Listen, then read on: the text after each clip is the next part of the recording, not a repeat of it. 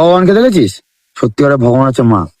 ভগবান পৃথিবীটাকে তৈরি করেছিল আর আমাদেরকে তৈরি করেছে আমাদের মা। তাহলে মা হচ্ছে আসল ভগবান। একটা মা ভগবানের থেকে বেশি কাজ করে। একজনকে পৃথিবীর আলো দেখানোর জন্য সে হাজার কষ্ট সহ্য করে নেয়।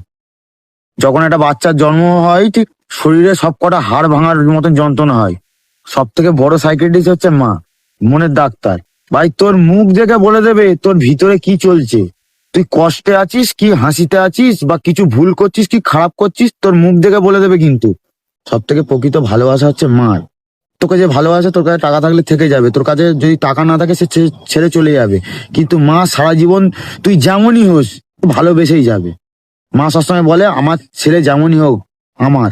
তুই মার কাছে 100 টাকা চাইবি, মা তোকে দেখবি 10 টাকা দেবে। তুই মার কাছে দেখবি এক মুঠো ভাত চাইবি, তোর মা 2 মুঠো ভাত দেবে। তো মা ভাবে কি যে দুনিয়ার সবকিছু হয়ে যাক কিন্তু আমার ছেলে ভালো থাকুক, আমার মেয়ে ভালো থাকুক। তো অনেক ছেলে বলে যে আমি এমন একজনকে ভালোবাসলাম যে আমাকে মার মতন করে ভালোবাসে। এটা সম্পূর্ণ মিথ্যে কথা। মার মতন করে কেউ ভালোবাসতে পারে না দুনিয়াতে। একটা টাইমের পর সব থেকে বড় বন্ধু কে? সব থেকে বড় বন্ধু হচ্ছে মা। আচ্ছা, তোর কিছু হলে তোর পাশে এসে বলে কি হয়েছে আমাকে বল। সব থেকে বড় শিক্ষক হচ্ছে মা। মা হয়তো পড়াশোনা জানেই না, তবুও সে চায় আমার ছেলে মেয়ে পড়াশোনা শিখে বড় হোক, ভালো জায়গায় যাক। স্বার্থ আছে এতে? কোনো স্বার্থ নেই। আমি যেটা করতে পারি না আমার ছেলে মেয়ে করে ভালোভাবে থাকুক, ভালোভাবে পড়ুক। মা মা বাবা কাজ করে কেন? কিসের জন্য কাজ করে? তাদের জন্য কাজ করে। চাই যে আমার ছেলে মেয়ে একটু ভালোভাবে থাকুক, ভালোভাবে পড়ুক, ভালোভাবে খাক, ভালোভাবে চলুক।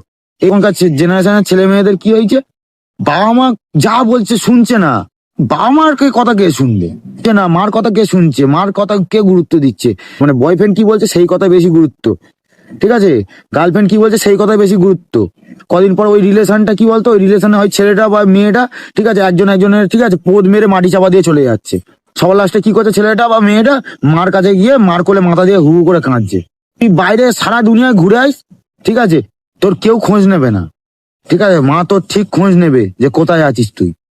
মা হচ্ছে নিজের সন্তানের কষ্টতে, ঠিক আছে, হাওয়াও করে কাঁদতে পারে। মা হচ্ছে নিজের সন্তানের বিপদ হলে তেমন, ঠিক আছে, বিপদ থেকে রুখে দাঁড়াতে পারে।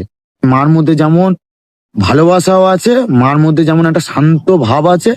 নিজের সন্তানের যদি কোনো রকম, ঠিক আছে, বিপদ আসে, মা তেমন মা কালী হয়ে রুখে দাঁড়াতে পারে।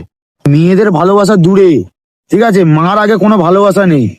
দুনিয়ার কাছে তুই চোর হোস, ডাকাত হোস, পুলিশ হোস, ডাক্তার হোস, যাই হোস, তুই মার কাছে কিন্তু তার ভালোবাসার সন্তান।